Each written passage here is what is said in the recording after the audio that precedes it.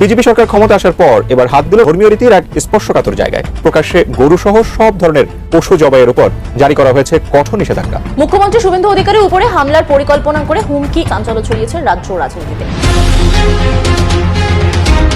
এদিকে এবার ভারতে গরু কুরবানির উপর নিষেধাজ্ঞা দেওয়ার জন্য শুভেন্দু অধিকারী বিপদে পড়ে। শুভেন্দু অধিকারীকে সরাসরি হুমকি দেয় জনগণ। নরেন্দ্র মোদীও বিপদে পড়ে। এই নিয়ে ভারতবর্ষে আজকে ধ্বংসলীলা হয়েছে। পশ্চিমবঙ্গের মুখ্যমন্ত্রী শুভেন্দু অধিকারীর উপর ফিদায় হামলার ছক, আর সেই হামলার সঙ্গে সরাসরি নাম জড়িয়ে গেল আল কায়দার। আজকে এই ধরনের একটি খবর আমাদের সামনে আসে এবং এই খবর সামনে আসার পর রীতিমতো সকলেই কিন্তু আতঙ্কিত। এবং এই খবর শুধুমাত্র রাজ্যের সুরক্ষার জন্য যে গুরুত্বপূর্ণ তা নয়, আন্তর্জাতিক স্তরেও ভারতকে নিয়ে যে একাধিক পরিকল্পনা করা হচ্ছে তা কিন্তু খুব সহজেই। আমার রাজ্যের মুখ্যমন্ত্রী বলছে হত্যা করা বন্ধ করতে হবে এবং 14 বছর বয়সে গরুকে কুরবানি দেওয়া যাবে। এটা কেমন আইন? আমরা এবছর গরু আর মোষ।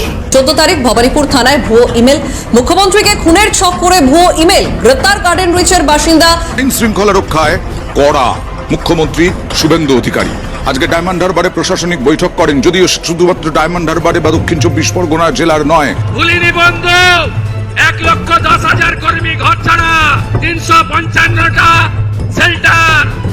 কতজন ঘর ছাড়া আছে দেখান না আমাকে। আসসালামু আলাইকুম প্রিয় দর্শক, নতুন একটা ভিডিওতে সবাইকে স্বাগতম। তো ইতিমধ্যে আপনারা অনেকগুলো ভিডিওর অংশবিশেষ দেখেছেন, তো দেখে নিশ্চয়ই বুঝতে পেরেছেন যে ভিডিওটা আসলে কতটা গুরুত্বপূর্ণ এবং আকর্ষণীয় হতে চলেছে। তো চলুন কথা না বাড়িয়ে সম্পূর্ণ ভিডিওটা দেখে আসি। দেখার আগে বলবো, যারা আমাদের চ্যানেলটি এখনও পর্যন্ত সাবস্ক্রাইব করেননি দয়া করে সাবস্ক্রাইব করে দিন। যারা ইতিমধ্যেই সাবস্ক্রাইব করে দিয়েছেন তাদের অসংখ্য ধন্যবাদ। তো প্রিয় দর্শক, চলুন কথা না বাড়িয়ে একটি লাইক দিয়ে সম্পূর্ণ ভিডিওটা দেখে আসি। বদলের সাথে সাথে বদলে গেল পশ্চিমবঙ্গের দীর্ঘদিনের চেনা ছবি। বিজেপি সরকার ক্ষমতা আসার পর এবার হাত দিল রাজ্যের খাদ্যাভ্যাস ও ধর্মীয় রীতির এক স্পর্শকাতর জায়গায়। রাজ্য জুড়ে প্রকাশ্যে গরু সহ সব ধরনের পশু জবাইয়ের উপর জারি করা হয়েছে কঠোর নিষেধাজ্ঞা। হঠাৎ নেওয়া এই প্রশাসনিক সিদ্ধান্ত কি প্রভাব ফেলবে পশ্চিমবঙ্গের রাজনীতিতে? বিস্তারিত জানাচ্ছেন ত্রিবেণী তনু। মোল্লা রাজাকারের বাচ্চা, পাকিস্তানের নাতি।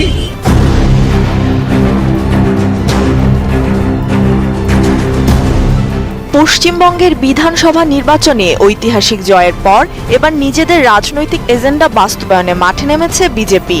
13 মে রাজ্য সরকারের পক্ষ থেকে জারি করা এক নজিরবিহীন বিজ্ঞপ্তিতে জানানো হয়েছে, এখন থেকে রাজ্যে প্রকাশ্যে গরুসহ কোনো ধরনের গবাদি পশু জবাই করা যাবে না। নবনির্বাচিত সরকারের এমন সিদ্ধান্তে রাজ্য জুড়ে শুরু হয়েছে নতুন বিতর্ক। নতুন নির্দেশনায় বলা হয়েছে, গরু, ষাঁড় বা মহিষ জবাই করতে হলে এখন থেকে নিতে হবে স্থানীয় কর্তৃপক্ষের বিশেষ অনুমতি। শুধু তাই নয়, সরকারি পশু চিকিৎসকের দেওয়া ফিটনেস সনদ ছাড়া কোনোভাবেই পশু জবাই করা সম্ভব হবে না। এই নিয়ম অমান্য করলে অপরাধীকে গুনতে হবে মোটা অঙ্কের জরিমানা, এমনকি হতে পারে 6 মাসের জেল। তবে চাইলেই যে কোনো পশু জবাইয়ের সনদ পাবে না।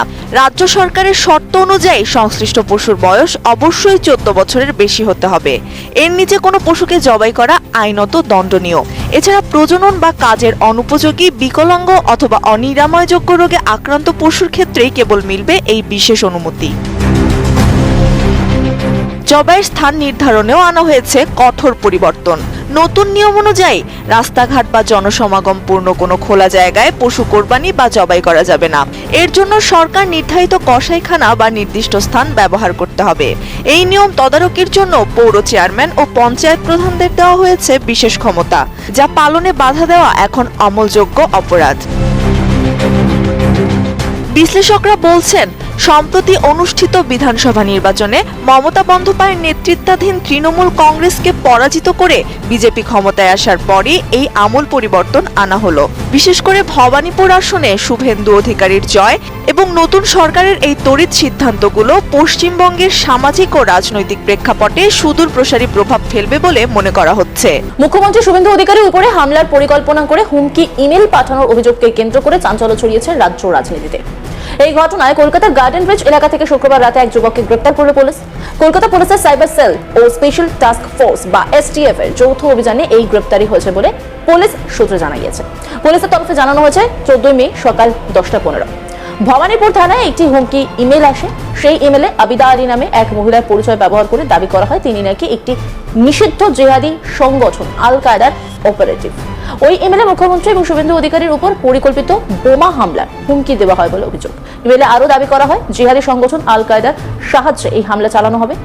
এই হুমকি মেল পাওয়ার পরই তৎপর হয় কলকাতা পুলিশ এবং শুরু হয় তদন্ত। তদন্তে দ্রুত সাইবার সেলের হাতে গুরুত্বপূর্ণ সূত্র উঠে আসে। পুলিশের দাবি প্রযুক্তিগত বিশ্লেষণ এবং আইপি অ্যাড্রেস ট্র্যাকিং এর মাধ্যমে ইমেল পাঠানোর উৎস শনাক্ত করা সম্ভব হয়। তদন্তে সামনে আসে গার্ডেন রিচ এলাকার গোলাম আব্বাস লেনের বাসিন্দা হাসনাইন ইকবালের নাম। এরপরে তাকে নজরে রেখে অভিযান চালায় পুলিশ। শুক্রবার রাতে তাকে ওই এলাকা থেকেই গ্রেপ্তার করা হয়। গ্রেপ্তারের পর অভিযুক্তকে জিজ্ঞাসাবাদের জন্য পুলিশের হেফাজতে নেওয়া হয়। জিজ্ঞাসাবাদে তিনি স্বীকার করেছেন বলে দাবি তদন্তকারীদের। পুলিশের বক্তব্য অনুযায়ী আবিদা আলী নামে যে পরিচয় ব্যবহার করে ইমেল পাঠানো হয়েছিল সেই ব্যক্তি বাস্তবে তার পূর্ব পরিচিত একজন মহিলা।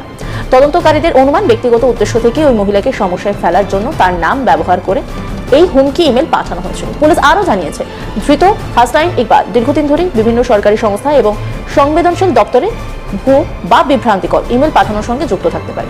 এর আগেও তিনি নির্বাচন কমিশন এবং কেন্দ্রীয় সরকারের বিভিন্ন দপ্তরে একাধিক ইমেল পাঠিয়েছেন বলে সন্দেহ করা হচ্ছে। তদন্তে উঠে এসেছে তিনি আইটি এবং সাইবার প্রযুক্তি সম্পর্কে যথেষ্ট দক্ষ। বিশেষ করে আইপি অ্যাড্রেস তৈরি এবং ডিজিটাল ট্রেস আড়াল করার কৌশল তিনি জানতেন বলে পুলিশের ধারণা। বি সলমন নিশাক কুমার অতিরিক্ত পুলিশ কমিশনার কি বলছেন শুনব। করতে চাইছি পাবলিককে কেসের ডিটেলসটা প্রথম বলে দিচ্ছি। এই 14 তারিখে সকালে 10:15 নাগাদ ভবানীপুর থানাতে একটা মেইল এলো। ওই মেইলে একটা থ্রেট ইমেল মেসেজ এসছে। ওইটাতে বলা হয়েছিল দ্যাট একটা আবিদা আলী নামে একজন মহিলা, উনি আল কায়দা সংগঠনের সাথে যুক্ত আছেন অ্যান্ড উনি আমাদের মাননীয় মুখ্যমন্ত্রী ওনার বিরুদ্ধে একটা সুসাইড বম্ব অ্যাটাক করবেন বলে প্ল্যান করছেন বলে এটা ইমিডিয়েটলি রোকা হোক বলে একটা ইমেল মেসেজের কমিউনিকেশন ছিল। এই মেইলটা 14 তারিখে আমরা পাওয়ার পরে আমরা ইমিডিয়েটলি ভবানীপুর পুলিশ স্টেশন এবং এসটিএফ আমরা এটা দিয়ে কাজ করতে শুরু করতে আমরা through various technical as well as human ইন্টেলিজেন্সের মাধ্যমে আমরা একজন সাসপেক্টের উপরে আমাদের সাসপিশন হলো। ওই সাসপিশনের উপরে ওই সাসপেক্টকে আমরা স্টাডি করলাম, অ্যানালিসিস করলাম অ্যান্ড মোটামুটি আমরা একটা কনফার্ম হওয়ার পরে কালকে রাতে গার্ডেন রিচ থানার হেল্প নিয়ে ওকে ডিটেইন করে জিজ্ঞাসাবাদ করা হয়েছিল। যখন জিজ্ঞাসাবাদ করা হলো তখন উনি স্বীকার করে কারণটাও বললেন কেন এটা করেছেন। উনি বেসিক্যালি বললেন দ্যাট যে মহিলার নামটা উনি নিয়েছেন ওই মহিলার সাথে ওনার কোনো পার্সোনাল এনিমিটি আছে একটা বিশেষ কোনো পার্সোনাল কারণের জন্য। ওই মহিলাকে একটু প্রবলেমে ফেলে দেওয়ার জন্য ওনার ফ্যামিলি ওনার ফ্রেন্ডসকে প্রবলেমে ফেলার জন্য উনি এটা করেছেন বলে স্বীকার করেছেন। অ্যান্ড যা কিছু উনি বললেন ওইটা করেসপন্ডিং এভিডেন্সটাও ওনার মোবাইলে রয়েছিল। ওনার যে মেইল পাঠিয়েছেন ওই সব এভিডেন্সও মোবাইলে ছিল। অন দিস বেসিস ওনাকে অ্যারেস্ট করা হয়েছে কাল রাতে অ্যান্ড আজকে ওনাকে কোর্টে প্রডিউস করা হবে। ইয়ং যখন আছে তখন আমাদের দেবতা, আর বয়স হয়ে গেলে দেবতা না। আমার রাজ্যের মুখ্যমন্ত্রী বলছে হত্যা করা বন্ধ করতে হবে এবং 14 বছর বয়সে গরুকে কুরবানি দেওয়া যাবে। এটা কেমন আইন? আমরা এবছর গরু আর মোষ আমরা কুরবানি দেবো না। এনারা বলছেন আমাদের দেবতা, যে আপনাদের মারতে হয়, আটকাতে হয়, গরু হাটে চলে যান। কাপুরুষের মতো অসহায় গরিবদের উপরে নির্যাতন চালিয়ে বেড়াচ্ছেন। আমি ওই কাপুরুষদের দিকে দৃষ্টি আকর্ষণ করে বলছি, ওই গরু রক্ষক বাহিনীদের দিকে দৃষ্টি আকর্ষণ করে বলছি। গরুকে নিয়ে মাঠে খাটাবেন, আবার যখন গরুটা বয়স হয়ে যাবে, দুধ কমে যাবে, তখন আপনারা মোল্লাদের হাতে তুলে দিচ্ছেন জবে করে খেগে যায়। আজকে আমি ভেবেছিলাম যে আমার রাজ্যে নতুন সরকার গঠন হয়েছে, সমস্ত সম্প্রদায়ের মানুষদের নিয়ে ইনি সুষ্ঠুভাবে রাজ্যকে পরিচালনা করবেন, সুষ্ঠুভাবে প্রত্যেকটা ধর্মের মানুষের পাশে থাকবেন। কিন্তু দেখলাম মসনাদে বসার পরেই আমাদের 27শে মে ঈদুল আজহা একদম তিনি খোল্লা বক্তব্য রাখলেন, আইন জারি করলেন যে গোহত্যা বন্ধ করতে হবে এবং তার সাথে সাথে মাইকে আজানটা স্লো করতে হবে। আর এদিকে দেখতে পাচ্ছি আমার রাজ্যের বিভিন্ন গ্রামে বিভিন্ন জেলায় যে সমস্ত মুসলমান গরু কিনে বাড়িতে নিয়ে যাচ্ছেন তাদের উপরে গোরক্ষক বাহিনী মারধর করছে, গরুগুলোকে ছাড়িয়ে নিচ্ছে, তাদের উপরে নির্যাতন করছে। আর অপরদিকে আমার রাজ্যের মুখ্যমন্ত্রী বলছেন যে গো হত্যা করা বন্ধ করতে হবে এবং 14 বছর বয়সে গরুকে কুরবানি দেওয়া যাবে। এটা কেমন আইন? একদিকে গো রক্ষক বাহিনী তারা বলে বেড়াচ্ছে গো হত্যা করা বন্ধ করতে হবে, কারণ গরু আমাদের দেবতা, গরু আমাদের মা, একে কোনো রকম জবাই করা যাবে না, কুরবানি করা যাবে না। আর অপরদিকে আমার রাজ্য সরকার ঘোষণা করলো, সোশ্যাল মিডিয়ার মাধ্যমে আমরা দেখতে পাচ্ছি যে গো রক্ষা বন্ধ করতে হবে এবং 14 বছরের ঊর্ধ্বে গরু জবাই করতে হবে। ছি ছি ছি ছি ছি ছি। আজকে আমার রাজ্যে, আমার দেশের যে গোরক্ষক বাহিনী, যারা কাপুরুষের মতো অসহায় গরিবদের উপরে নির্যাতন চালিয়ে বেড়াচ্ছে, আমি ওই কাপুরুষদের দিকে দৃষ্টি আকর্ষণ করে বলছি, ওই গোরক্ষক বাহিনীদের দিকে দৃষ্টি আকর্ষণ করে বলছি, আপনারা এতটাই কাপুরুষ, এতটাই কাপুরুষ। যদি আপনাদের মারতে হয়, আটকাতে হয়, গরু হাটে চলে যান, গিয়ে সেখানে গিয়ে আপনার ধর্মের মানুষেরা যারা গরুকে দেবতা বলে মনে করেন, তারাই তো গরু বিক্রি করছেন। কারণ আমি আমার নজরে দেখেছি, সারা পশ্চিম বাংলার বিভিন্ন জেলায় ঘুরেছি, ম্যাক্সিমাম দেখলাম 85% অন্য অন্য ধর্মের মানুষেরা তেনারা গরু পোষেন, তেনারা গরু পোষেন, আর সামান্য অন্য অন্য সম্প্রদায় এবং মুসলিম সম্প্রদায় গরু পোষেন। তাহলে গরু তো আপনারা বিক্রি করছেন। আপনারা গরু পুষবেন, গরুর দুধ দুইবেন, গরুকে নিয়ে মাঠে খাটাবেন, আবার যখন গরুটা বয়স হয়ে যাবে, দুধ কমে যাবে, মাঠে খাটতে পারবে না, তখন আপনারা মোল্লাদের হাতে তুলে দিচ্ছেন, জবে করে খেয়ে যায়। আর রাস্তায় আপনারা আটকাচ্ছেন, গো হত্যা করা বন্ধ করতে হবে। আপনাদের টার্গেটটা কি, আপনাদের লক্ষ্যটা কি, এটা আগে আপনারা ক্লিয়ার করুন। আপনারা বলছেন গো হত্যা করা বন্ধ করতে হবে, আর আপনারা যাকে জিতিয়ে ভোট দিয়ে মাসনাদে নিয়ে এসছেন, আমার রাজ্যের জনগণ যাকে ভোট দিয়ে মাসনাদে নিয়ে এসছে, তিনি আইন জারি করছেন 14 বছরের ঊর্ধ্বে গরু জবাই করতে হবে। তাহলে আপনাদের গোরক্ষক বাহিনীকে বলছি, আন্দোলন যদি করতে হয়, যদি প্রতিবাদ করতে হয়, যদি মারধর করতে হয়, অসহায় গরিবদের, গরু বাগানদের নয়, গরু ব্যবসায়ীদের নয়, কসাইদের নয়, যদি আন্দোলন করতে হয় আপনারা রাজ্য সরকারের বিরুদ্ধে আপনারা গিয়ে করুন, রাজ্য সরকারের বিরুদ্ধে আপনারা প্রতিবাদ করুন। যে আপনি বললেন কি করে, কারণ ইয়ং হলেও দেবতা, গরু দেবতা, বয়স হলেও গরু দেবতা। তাহলে ইয়ং যখন আছে তখন আমাদের দেবতা, আর বয়স হয়ে গেলে দেবতা না, দেবতা না। তাহলে আপনারা গরুকে অসম্মান করছেন, গরুকে অসম্মান করছেন। অবিলম্বে আমি পশ্চিম বাংলা সহ সারা ভারতবর্ষের প্রত্যেকটা মুসলিম সমাজের, মুসলিম সম্প্রদায়ের কাছে আমি অনুরোধ করব, মুসলিম উম্মার কাছে অনুরোধ করব, আগামী 27শে মে পবিত্র দিন ঈদুল আজহা আমাদের কাছে আসছে। আমরা বিগত দিন ভারত স্বাধীন হওয়া থেকে নিয়ে আজ পর্যন্ত আমরা গরু কোরবানি দিয়েছি। পশ্চিমবঙ্গের মুখ্যমন্ত্রী শুভেন্দু অধিকারীর উপর ফিদায় হামলার ছক, আর সেই হামলার সঙ্গে সরাসরি নাম জড়িয়ে গেল আল কায়দার। আজকে এই ধরনের একটি খবর আমাদের সামনে আসে, এবং এই খবর সামনে আসার পর রীতিমতো সকলেই কিন্তু আতঙ্কিত। এবং এই খবর শুধুমাত্র রাজ্যের সুরক্ষার জন্য যে গুরুত্বপূর্ণ তা নয়, আন্তর্জাতিক স্তরেও ভারতকে নিয়ে যে একাধিক পরিকল্পনা করা হচ্ছে তা কিন্তু খুব সহজেই আপনারা বুঝতে পারবেন। এই প্রতিবেদনে এমন কিছু ঘটনা আমি আপনাদের বলবো, যা খুব সূক্ষ্মভাবে বিশ্লেষণ করলে বুঝতে পারবেন পশ্চিমবঙ্গ এবং ভারতকে নিয়ে ক্রমাগত আন্তর্জাতিক শক্তিধর রাষ্ট্রগুলো কিভাবে প্রতি মুহূর্তে বড়সড় পরিকল্পনা বা হামলার একটা চেষ্টা বা ষড়যন্ত্র করে যাচ্ছে। আজ কিছুক্ষণ আগে একটি খবর সামনে আসে, সেখানে বলা হয়েছে যে আল কায়দার নামে একটি হুমকি মেল করা হয়েছে, যেখানে বলা হয়েছে শুভেন্দু অধিকারীর উপর হামলা করা হতে পারে। এবং ভবানীপুর থানা ইতিমধ্যেই অ্যাকশনে ঝাঁপিয়ে পড়ে এবং গার্ডেন রিচ থেকে হাসনান আলী নামক এক যুবককে কিন্তু গ্রেফতার করা হয়, যিনি এই মেলটি করেছিলেন।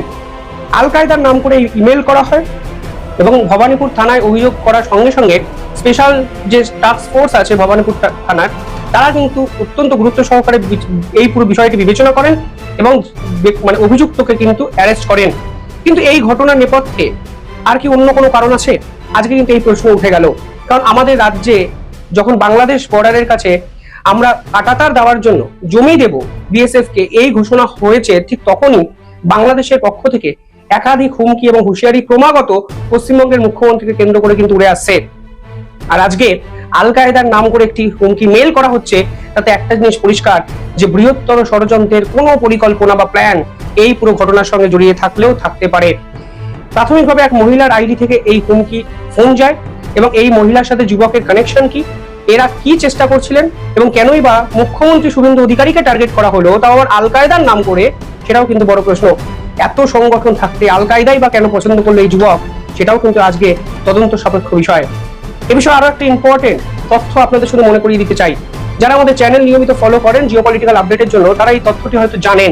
আমি আপনাদের সামনে নিয়ে এসেছিলাম যখন। তো প্রিয় দর্শক, আশা করছি সম্পূর্ণ ভিডিওটা মনোযোগ দিয়ে দেখেছেন। দেখে কি বুঝলেন, কি জানলেন, আপনাদের গুরুত্বপূর্ণ মতামতগুলো আমাদের কমেন্ট বক্সে জানিয়ে দিন। পারলে ভিডিওটা শেয়ার করে অন্যকে দেখার সুযোগ করে দিন। আবারও বলছি, যারা আমাদের চ্যানেলটি এখনও পর্যন্ত সাবস্ক্রাইব করেননি, দয়া করে সাবস্ক্রাইব করে দিন। যারা ইতিমধ্যেই সাবস্ক্রাইব করে দিয়েছেন তাদের অসংখ্য ধন্যবাদ। তো প্রিয় দর্শক, আজকের মতো এই পর্যন্তই। দেখা হবে পরবর্তী কোনো নিউজে। ততক্ষণ সবাই ভালো থাকবেন, সুস্থ থাকবেন। আল্লাহ হাফেজ।